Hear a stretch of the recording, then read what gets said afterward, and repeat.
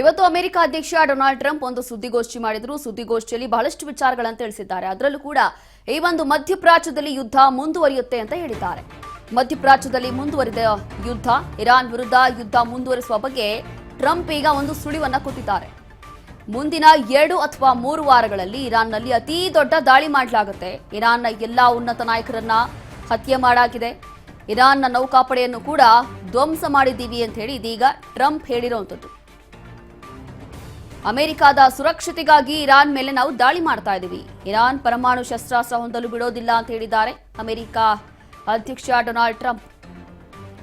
ಇರಾನ್ನ ವಿರುದ್ಧದ ಯುದ್ಧ ಗೆಲ್ಲುವ ಸನಿಹದಲ್ಲೇ ಇದ್ದೀವಿ, ನಾವು ನಮ್ಮ ಧ್ಯೇಯ ಸಾಧಿಸ್ತಾ ಇದ್ದೀವಿ ಅಂತ ಹೇಳಿ ಡೊನಾಲ್ಡ್ ಟ್ರಂಪ್ ಈಗ ಕೊಟ್ಟಿರುವಂತಹ ಒಂದು ಹೇಳಿಕೆ.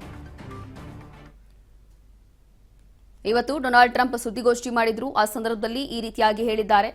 ಒಂದು ಕಡೆ ಹಾರ್ಮುಜ್ ಜಲಸಂಧಿ ಓಪನ್ ಮಾಡೋದು ಬೇಡ, ನಮ್ಮ ಹತ್ರ ಕಚ್ಚಾ ತೈಲ ಬೇಕಾದಷ್ಟು ಇದೆ, ಅವರ ಇರಾನ್ ಕಚ್ಚಾ ತೈಲ ಬೇಕಾಗಿಲ್ಲ.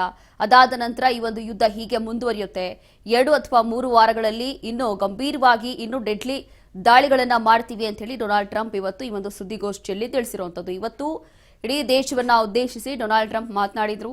ಈ ಸಂದರ್ಭದಲ್ಲೇ ಇರಾನ್ನಲ್ಲಿ ಕೆಲವೊಂದು ಪ್ರಮುಖ ನಾಯಕರನ್ನ ಈಗಾಗಲೇ ಹತ್ಯೆ ಮಾಡಿ ಇರಾನ್ ರಾಷ್ಟ್ರವನ್ನ ಈಗಾಗಲೇ ವೀಕ್ ಮಾಡಿದೀವಿ ಅಂತ ಹೇಳಿ ಹೇಳ್ತಾ ಇದ್ದಾರೆ. ಅದರಲ್ಲೂ ಕೂಡ ನಾವು ನಮ್ಮ ಧ್ಯೇಯ ಏನಿತ್ತು ಅದನ್ನ ಸಾಧಿಸ್ತಾ ಇದ್ದೀವಿ. ಹಾಗಾಗಿ ಇರಾನ್ ಜೊತೆ ಯಾವುದೇ ಮಾತುಕತೆ ಆಗೋದು ಅಥವಾ ಸಂಧಾನ ಆಗುವಂತ ಸಾಧ್ಯತೆ ಕೂಡ ಇಲ್ಲ. ಮಧ್ಯಪ್ರಾಚ್ಯದಲ್ಲಿ ಏನು ಯುದ್ಧ ನಡೀತಾ ಇದೆ ಇದು ಹೀಗೆ ಮುಂದುವರಿಯುತ್ತೆ ಅಂತ ಹೇಳಿ ಒಂದು ಹಿಂಡನ್ನ ಕೊಟ್ಟಿದ್ದಾರೆ.